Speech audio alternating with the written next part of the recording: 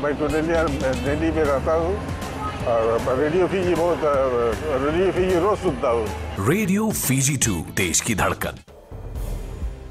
In the news tonight, copra millers undergo name change. Only 7 positive COVID-19 patients remain. And complaints against unscrupulous traders increase fourfolds. From the studios of FBC Suva, Jackie Spate. The Fijian government is already working towards post-COVID-19 and how to stimulate and make our economy grow. As part of these future plans, today the rebranding of the Fiji Copra Millers sees the company now known as Fiji Coconut Millers Limited. This name change is also being used to put Fiji and its products on the world stage. Vinina Rakautonga has more. The past month or so has not been rosy by any means for the Fijian economy, but all is not lost with government remaining positive of a non-bleak future. And notwithstanding what we have at the moment, going through a pandemic, we need to remain positive, we need to remain focused, and this is the time, of course, to be able to capitalize and many of those reforms and building those reforms that is necessary to be able to position ourselves when things get back to what they were in terms of economic activity. Now part of the Fijian-made brand, the company is expected to gain more traction on the world stage with its products. The name is highlighted again. Fiji Coconut Millers is part of the branding exercise, the Fijian brand that we have. We need to capitalize on the Fijian brand. So these are the things that we have, we're looking at to introduce. And that is the whole logic. The name of the country remains Fiji to be there. Coconut Millers Fiji Limited. The name change after 35 years is in line with the company's objective as it is diversifying into new products. It also is highlighted by the chair. By expanding the name to have, to have the word coconut in it, means that you can use it for a lot of products. For the past 2 years, Fiji Coconut Millers has planted almost 58,000 nuts, and so far the success rate is around 92%. Venina Rakautonga, FBC News.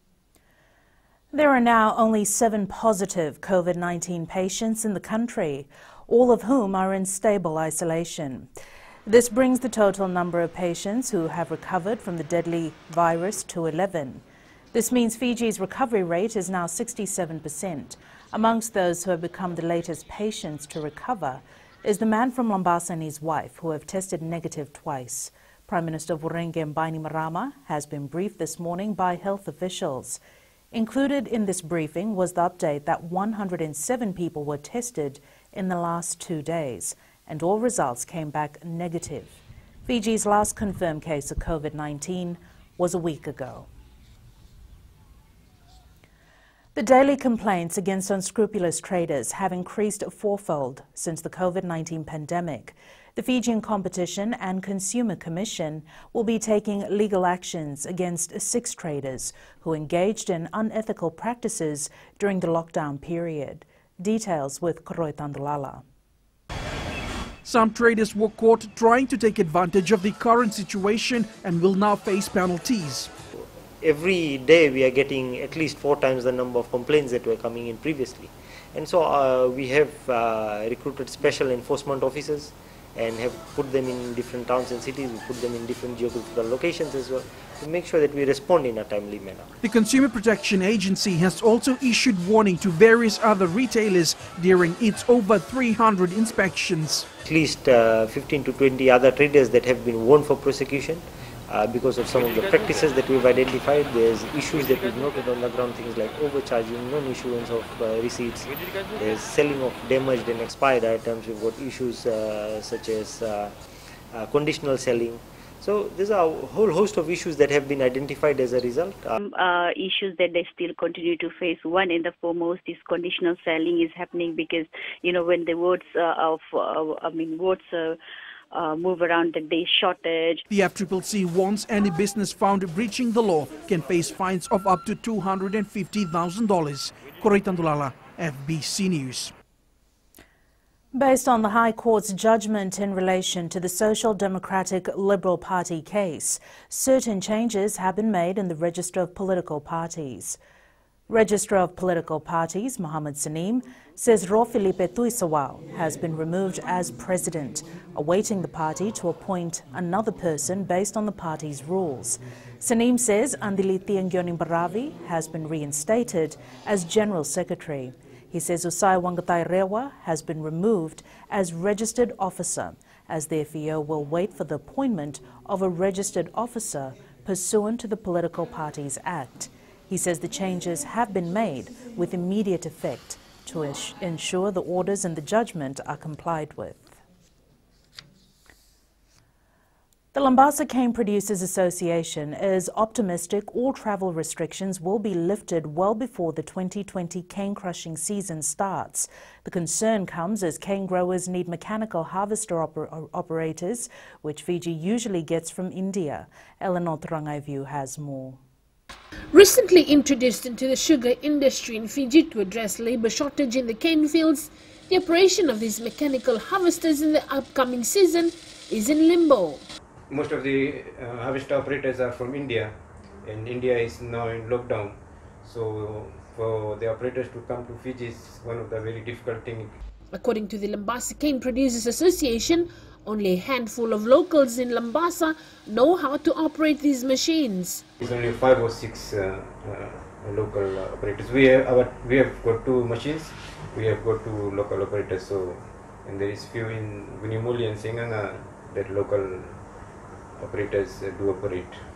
With the crushing date yet to be confirmed, there is hope that arrangements can be made to have the operators back on our shores beforehand. Definitely, if there is some rules changed by FSC, by the Government of Immigration Department to have the operators here, so that if India is out of lockdown, then we can have them as soon as possible to operate these harvesters. And we are looking forward for the COVID-19 restriction to be uplifted so that we can harvest on time in June, somewhere in June, so that we can get our cash flow. The LCP hopes that more locals can be trained to operate these machines so that there is no heavy reliance on overseas help. Eleanor Turangaivu, FBC News.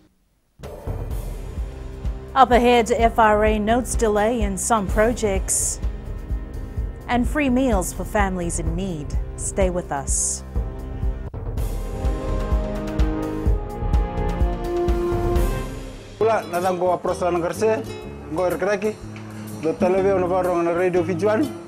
Radio Fiji One, Nandom.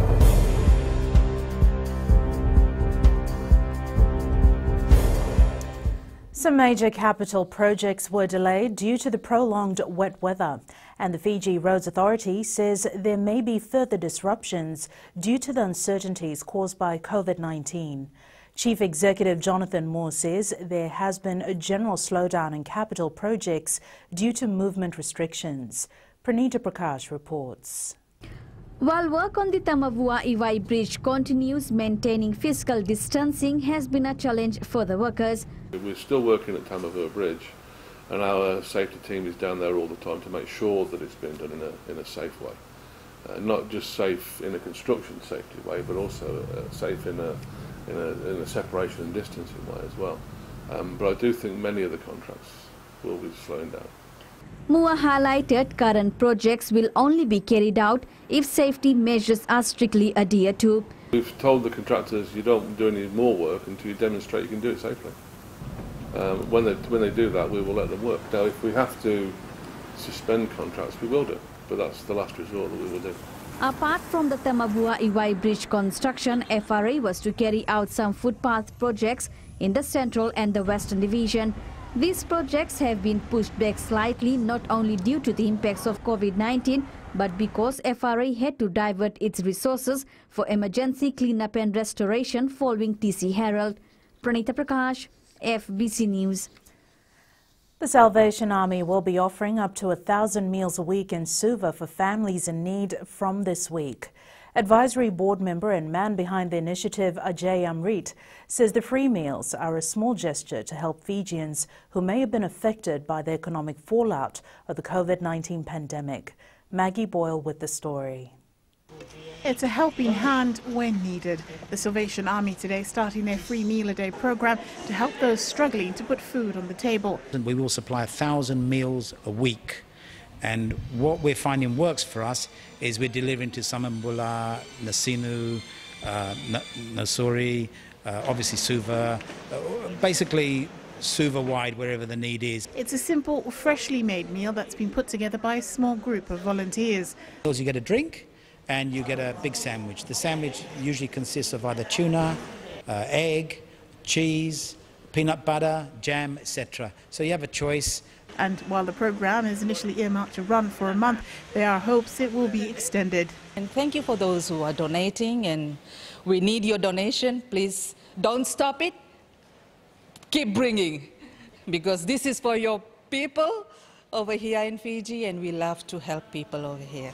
The Salvation Army believe in doing the most good. This project, which will run for at least a month and expected to continue thereafter, given generous support, is ensuring that their doors are open for those in need to provide at least one meal a day. Maggie Boyle, FBC News. The Fiji National Provident Fund has taken proactive measures to ensure their staff are not exposed to any danger in light of COVID-19. The fund says all manual applications are quarantined before being processed. Apinisa Wangarandovu reports. The FNPF says they are taking all precautionary measures. Those that have been received manually, we take them through a quarantine process just to make sure that our staff safe in terms of handling those documents. After 48 hours of quarantine, the processing begins. Then it's go through a scanning process where those documents are scanned, digitally kept records for our members. And then again, registration and the processing and payment process. Chief Operating Officer Alipate Wangarawai says safety is paramount, and this is why employers are being urged to assist their staff in making online applications. We would request all employers to collaborate with us. We all know how difficult the times are. For some people, it's the difference between having their next meal. The fund says this is the reason there is a slight delay in processing the manual applications. Apinisa Wangarandobu, FBC News. In just under 5 hours, New Zealand's toughest restrictions will be lowered to level 3. After almost 4 weeks, coming down from level 4 will give New Zealanders a bit more room to move. And Whitney joins you now with the latest from business. Thanks, Jackie. In business tonight, local company aims to increase beef production. And pubs pouring unused beer down the drain. Stay with us.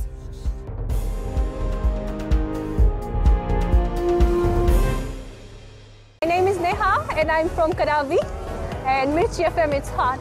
Mirchi FM, it's hot.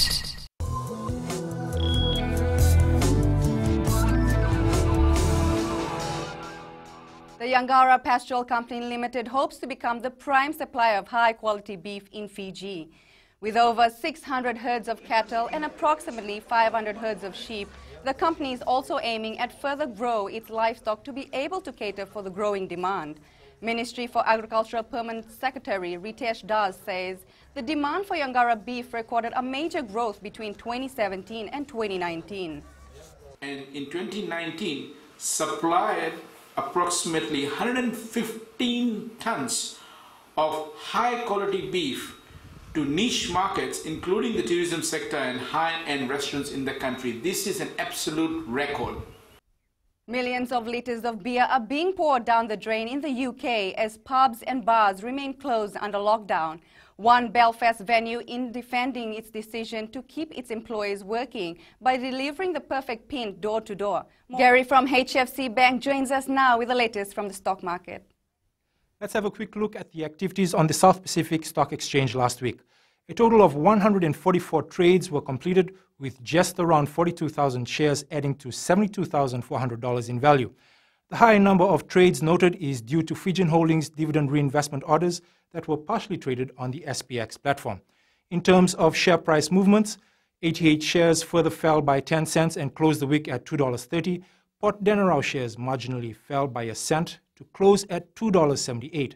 Fiji Care Insurance shares rose by 20 cents and ended at $2.85, while FMF shares increased by a cent to settle at $2.12. RBF Patel shares rose by 30 cents and concluded the week at $3.70, while Vision Investments increased by a cent and ended at $4.30, while FHL shares rose by 5 cents and settled the week at $1.38. Given these price movements, SPX market capitalization increased by 0.59% and concluded the week at $3.74 billion. And that's a wrap from our local stock market and from HFC Bank, Naka. Start off another week, and let's look at today's exchange rates as set this morning. The Fijian dollar starting the week strongly against the Chinese yuan, the US dollar, the PNG kina, and the Japanese yen. Onto the commodities market, the price of crude oil fell today, closing at $15.94 per barrel. Gold also up to $1,722 per ounce, while silver also increasing to $15.26 per ounce. That's it from Business Tonight. Jackie joins you now with the latest in sports. In sports tonight, Fiji national men's sevens extended squad for Olympics to be named. And Nayaravoro ready to don the white jersey. This and more coming up.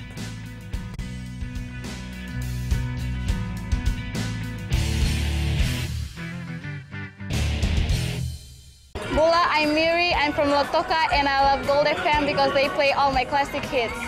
Gold FM, only the classic hits.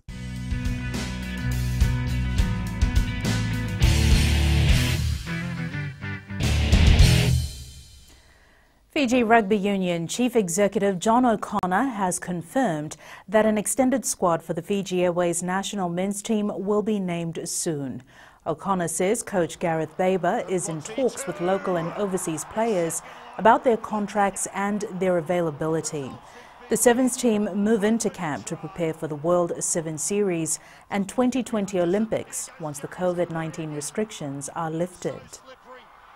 We have a seventh squad and we're already preparing an extended one. I think Gareth has been talking to some players overseas. But I think all that will be clear once all the restrictions are lifted and we are back into full gear into preparation to see which players are available, which players have got contracts overseas.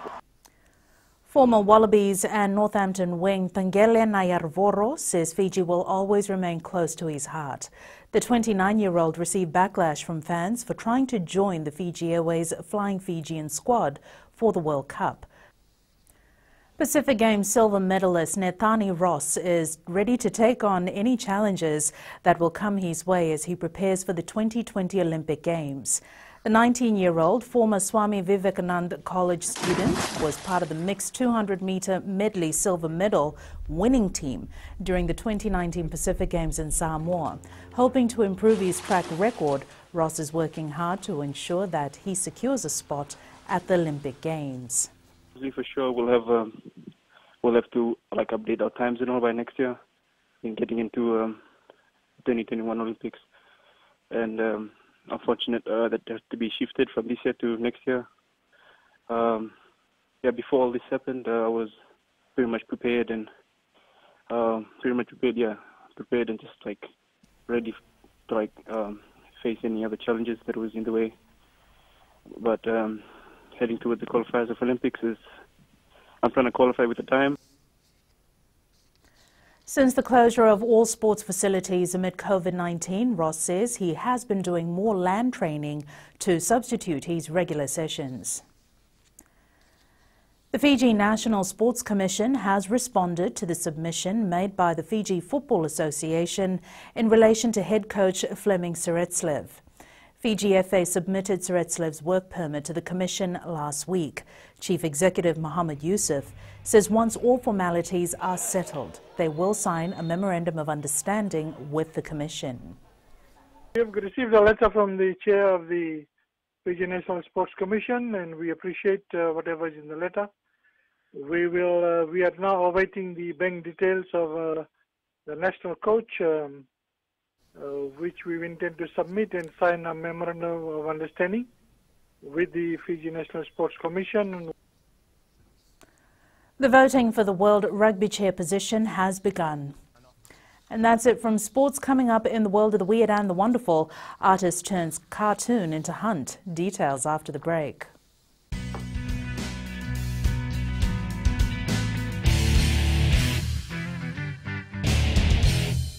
Bula, I'm Miri, I'm from Lotoka and I love Gold FM because they play all my classic hits. Gold FM, only the classic hits.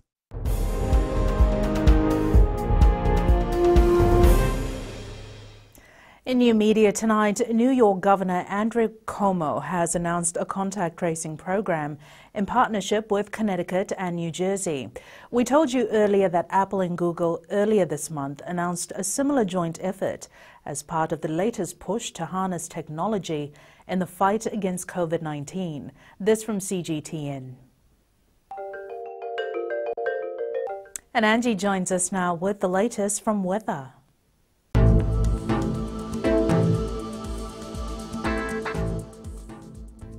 Hello from this side. Hope your weekend was absolutely amazing.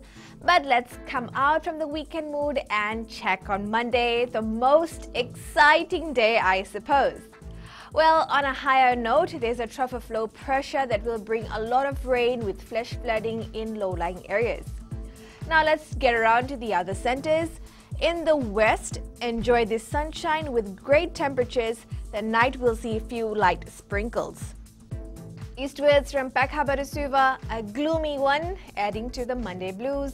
Showers will become quite heavy by later tonight. And up north, a lot of blue skies that was covered up with rainy clouds.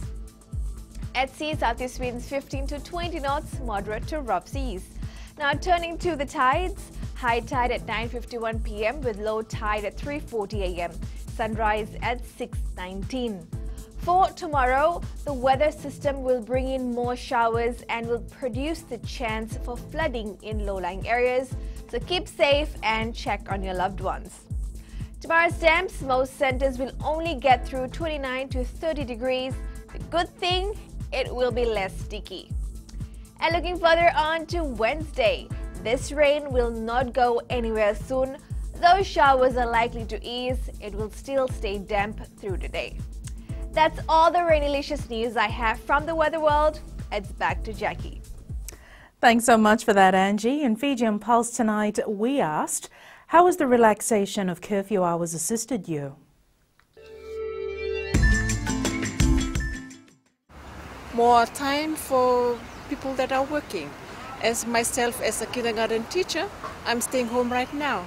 So I hardly go out, but I'm sure 10 o'clock is it's very good. Doesn't make any difference. Even the lockdown from 5 to 8 was there, and now it's from till 10 p.m.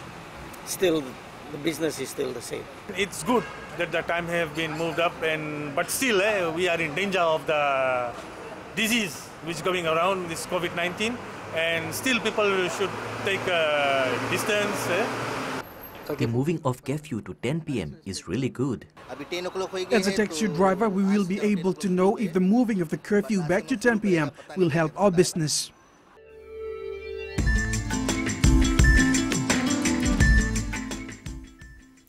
In the world of the weird and the wonderful, artist Mike Bennett transforms reclaimed plywood into massive life-size cartoon character cutouts, which he places in public spaces. This creates a citywide scavenger hunt that's open to all. Recapping the main stories for tonight, copra millers undergo name change. Only 7 positive COVID-19 patients remain, and complaints against unscrupulous traders increase 4-fold. Now for these stories and others, tune in daily to our sister radio station Gold FM. Our poll question, last week we had asked, should banks consider a loan repayment holiday for at least a year? 74% said yes. And this week we're asking, is the timing right to relax the curfew hours and resumption of domestic sea and air travel? Visit our FBC website to answer. And our shot of the day to start the week, this was sent in by Christopher Simmons. And show us what you've been up to during the lockdown and movement restrictions. Email fbcnews@fbc.com.fj. Share it with us via Facebook page, FBC News, and our Twitter page at FBC_news. That's your news for tonight. Until tomorrow, Modamanda.